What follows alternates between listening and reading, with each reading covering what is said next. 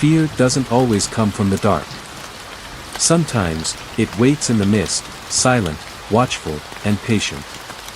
It was never the haunted house or the abandoned asylum that frightened me. It was the familiar places, the ones I walked through every day, where the ordinary bled into something else. It started with the fog. The morning was gray. The streets barely visible beyond the thick mist rolling in from the bay. London wasn't new to fog, but this felt different, denser, colder, like something was hiding within it.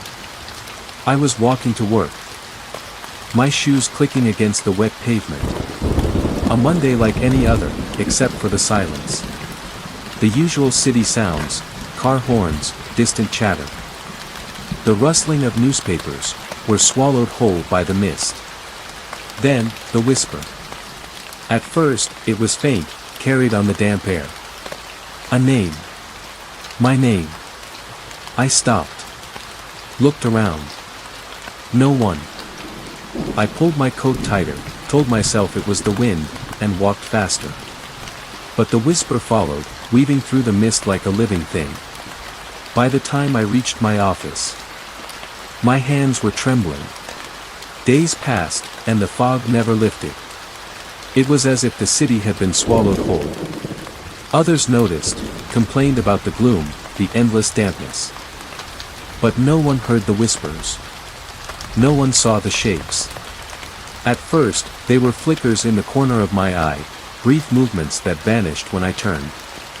But then, one lingered. A figure. Standing on the other side of the street, barely visible through the haze. Unmoving. Watching. I tried to tell myself it was a trick of the light, but when I blinked, it was closer. Still. Unmoving. That night, I locked every door, drew every curtain, but the whisper came anyway. Inside the walls. Inside my head. By the end of the week, I couldn't sleep. The whisper grew louder. Its voice crawling beneath my skin. I started avoiding the mist, taking taxis, staying indoors. But it didn't matter. It found me anyway. One night, as I sat in my dimly lit flat. The television on just for noise, the power flickered. The screen went black. The room fell into silence. And then, scraping. A slow, deliberate drag of something sharp against my front door. I stood. Heart hammering. Another scrape. Then a whisper, inches from my ear, though no one was there. Let me in. I ran. Sleep deprived and desperate, I checked into a hotel the next day, deep in the city. Far from the mist. The air was clearer there, the streets busier. I almost convinced myself it was over. Then, as I lay in bed, my phone vibrated. A message. From an unknown number. No words. Just a photo. Of my hotel room door. And the shadow standing just outside it. I didn't open the door. I couldn't. But the whisper came anyway. It seeped through the keyhole. Through the cracks in the walls. It filled the room until there was nowhere left to hide. Then, the fog crept in. And I finally saw the thing inside it. Not a man. Not a ghost. Something older. Something waiting. I never screamed. It wouldn't have mattered. Because the fog takes what it wants. And now, it has me. I don't remember what happened after the fog poured in. One moment. I was in that hotel room, my back pressed against the cold wall, watching as the mist curled through the gaps beneath the door. The next, I was, somewhere else. Not dead. Not alive. Just here. The air is thick, damp, and humming with whispers. Shapes move through the fog, figures like the one that watched me from the street. I try to speak, to call out, but my voice doesn't work here. My breath vanishes before it even leaves my lips. I walk. There is no other choice. The ground beneath me feels uneven, like cobblestone streets worn smooth by time. I think I'm still in London. Or maybe a version of it. A place beneath it. A place beside it. And then I see them. The others. They drift through the mist, barely more than shadows, but I can feel them watching. Their eyes are wrong, too dark, too deep, as if looking into them would pull me further away from myself. I want to ask who they are, but I already know. People like me. The ones who heard the whisper. The ones who saw the figure in the fog. The ones who tried to run. None of us got away. A man passes close to me. His face is blurred, like an old photograph smudged by careless hands. I reach out, maybe for comfort, maybe for proof that he's real. He shudders and jerks back, as if my touch burns. Then, in a voice like wind through dead leaves, he speaks. Don't stop walking. It sees you now. My stomach knots. I don't ask what it is. I don't need to. Because I can already feel it. The mist thickens, pressing against me, making it hard to breathe. A shape rises from it, taller than any man, its form shifting like smoke. No face, no eyes, just a hollow presence that feels like hunger. I stumble back. But the fog clings to my limbs like wet fabric. It speaks without sound, its whisper threading through my skull. You should not have looked. I don't know if it means the first time I saw the figure on the street or the moment I touched the man in the fog. Maybe both. The others melt away, swallowed by the mist. I am alone now. Alone with it. I squeeze my eyes shut. If I don't look, maybe it will lose interest. Maybe I can wake up in my bed, safe, warm. The whisper is at my ear now. You belong to the fog. I don't remember my name anymore. I don't remember the warmth of the sun or the sound of my own voice. I only remember the whisper. The cold. The endless mist. And the figure that stands just beyond the veil, waiting for the next one to see. Waiting for you. I don't know how long I've been here. Time doesn't move in the fog. There is no morning. No night, just the endless gray, thick and suffocating. I don't eat. I don't sleep. I just exist, drifting through streets that aren't quite real, alongside others who have long since lost themselves. But something is different today. The fog stirs, shifting unnaturally, like it's aware of something. Of someone. A new presence. I turn. In the distance, through the swirling mist, I see the faint outline of a person. They don't see me yet, but I see them. The way I must have looked, lost and confused, searching for explanations that won't come. I want to warn them. To tell them to turn back, to run while they still can. But the fog doesn't let us warn the living. The whispers rise around me, curling in my ears, in my mind. Let them in. I shake my head. I don't want to. I don't want this to happen to someone else. Let them in. The voice is stronger now. Sharper. The shadows around me shift, watching. Waiting. The figure in the distance hesitates. I see their breath fog in the cold air. They hear it now, the first whisper. Their name, floating through the mist. And then they take a step forward. A terrible realization settles in my bones. This is how it happens. The whisper calls.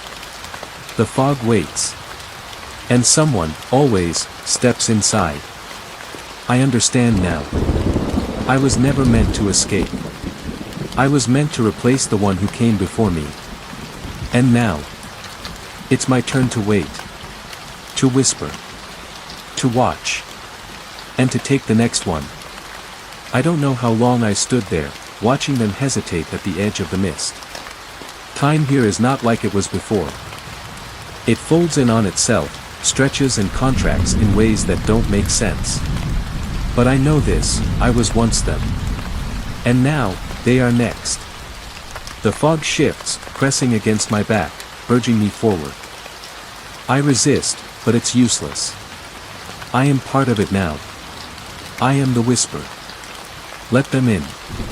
The words don't come from my mouth, yet they are mine. The way they once weren't. The way they were someone else's before me. The figure hesitates again, their face barely visible through the shifting gray. They heard it. I see it in the way their body stiffens. The way they glance over their shoulder, searching for the voice. I remember that feeling. The disbelief, the unease, the fragile hope that it's just the wind, a trick of the mind. But the fog has a way of making sure you hear it again. And again. Until you answer. They take another step. I should fight it. I should scream, warn them, stop them. But the fog owns me now. It wraps around my limbs, threading through my fingers like phantom chains. I can't move away.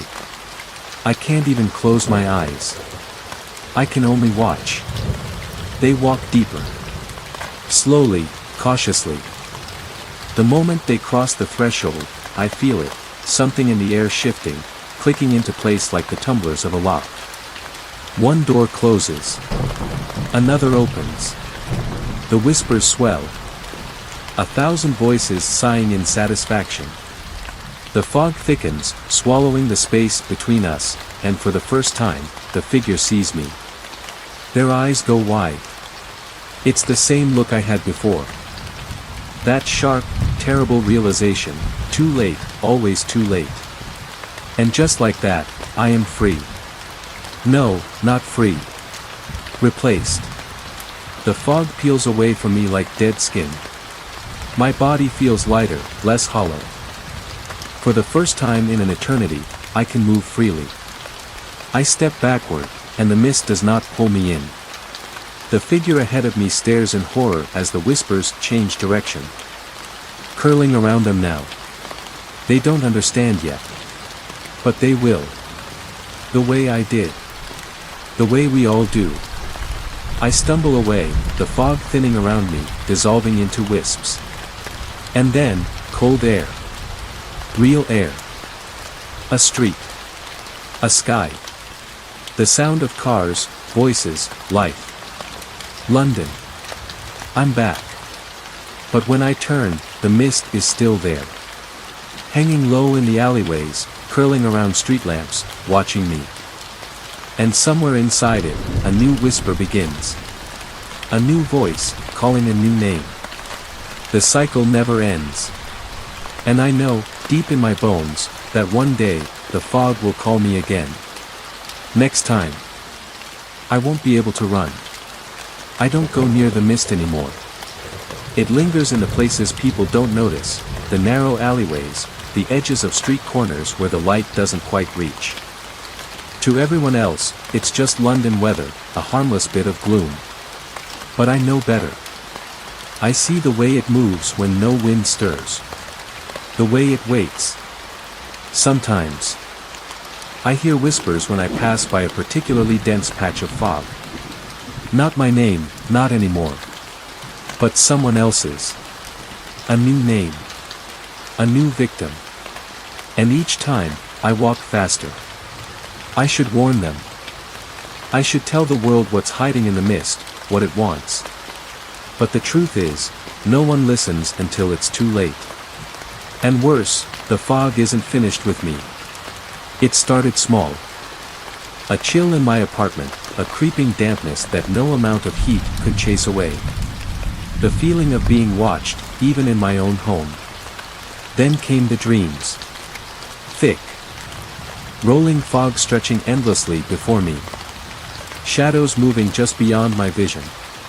The whisper, familiar now, knowing. You left. But you still belong to us. I wake up gasping, sweat-soaked. But the cold never leaves me. It clings to my skin, seeps into my bones. I check the locks on my doors, but I know they won't help. Because the fog doesn't need doors. One night, as I'm walking home, I feel it. A presence behind me. A shape in the mist. I don't turn around. I don't look. I've learned my lesson. But then, footsteps. Soft, slow, matching mine exactly. I grip my keys tighter. My heart hammering in my chest. I duck into a crowded cafe, forcing myself to smile at the barista as I order a coffee I don't want. When I finally dare to glance out the window, the street outside is empty. But the fog is there. Waiting. I've read stories of hauntings before, ghosts that follow, curses that linger. I used to think you could escape them. That if you left the house, burned the cursed object, did something right, you could be free. But the fog doesn't work like that. It's not a ghost. It's not a place. It's a hunger. A cycle. And once you've been inside it, once you've whispered, it never truly lets go. I see the signs now. The others who have been marked, just like me. A woman on the tube, staring too long at nothing. A man hesitating at the edge of a misted street, shaking his head as if trying to dismiss a voice no one else can hear. We recognize each other in passing. We never speak. Because we all know the truth. The fog is patient. It let me go once. It won't make that mistake again. I stopped sleeping weeks ago. The cold never fades, no matter how many layers I wear. No matter how high I turn the heat in my flat. It's inside me now, crawling through my veins like frostbite. And the fog? It's spreading. I see it more often. Creeping through the streets like it's searching for something. For someone. No one else seems to notice. Or maybe they do, but they dismiss it, the way I once did. Just the weather. Just the city. Just another gray day. I watch from my window at night as the mist slithers through the alleyways, curling around lampposts like fingers. Sometimes, I swear I see a shape standing within it. Not moving. Not blinking. Just watching me. Waiting. It happens on a Thursday. I'm walking home late, my coat wrapped tight around me, my head down. The streets are empty. The usual city sounds swallowed by the thick fog that blankets everything. Then, something brushes against my hand. Not the wind. Not an accident. A touch. Cold, damp, wrong. I yank my hand back. Spinning around.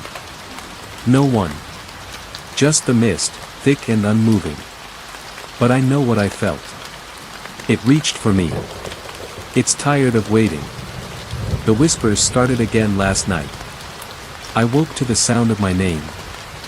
Spoken in a voice I almost recognized. Not my own. Not a stranger's. Someone I replaced. The previous one. They're still in there. Still lost. And they want me to take them back. It should have been you. I cover my ears, but it doesn't help. The whisper isn't coming from the outside. It's inside me now. I don't know how much longer I can fight it. I see the mist even when it isn't there. It curls at the edges of my vision, hiding in reflections, seeping through cracks in the walls. It's pulling me back. Not today. Maybe not tomorrow. But soon.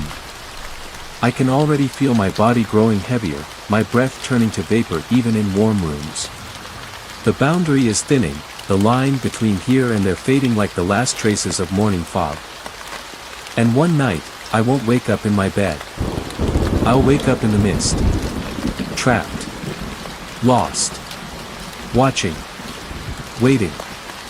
For the next one. I don't remember falling asleep.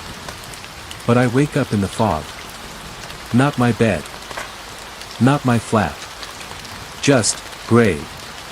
Endless mist stretching in every direction, swallowing sound, swallowing light. I know this place. I told myself I wouldn't come back. But here I am. The whispers start immediately. They know I've returned. They know I don't belong here yet, but it doesn't matter. The fog wants me back. And this time, it won't let me go. I walk forward. There is no other choice. The shapes move within the mist, shifting like figures behind frosted glass. I hear them whispering, not to me, but to each other. They know. He wasn't supposed to escape. He belongs here. Bring him back. A figure emerges from the fog. I freeze. It's me. Not a reflection. Not a dream. Another version of me, staring with hollow, blackened eyes. A cold rush of understanding sweeps through me. The one I replaced, they never left. They became me. And now, it's my turn. The mist tightens around me, thick as hands pressing against my skin. I can feel it pulling, dragging me down, back into the place I should have never left. I see the new one, the person I chose to take my place, wandering in the distance, lost, confused, afraid. Just like I was. If I stay, they go free. If I run, they stay trapped forever. I don't know if I have a soul. I don't know if this place is hell, or purgatory, or something worse. But I know this. I was given a second chance. And I stole it from someone else. Maybe it's time to give it back. The fog curls around my legs, welcoming me home. I close my eyes. And step forward. The city is quiet tonight. The air is damp, cold, and heavy with mist. A man walks home alone, his breath fogging in the chilled air. For a moment, he hesitates. A whisper curls through the mist.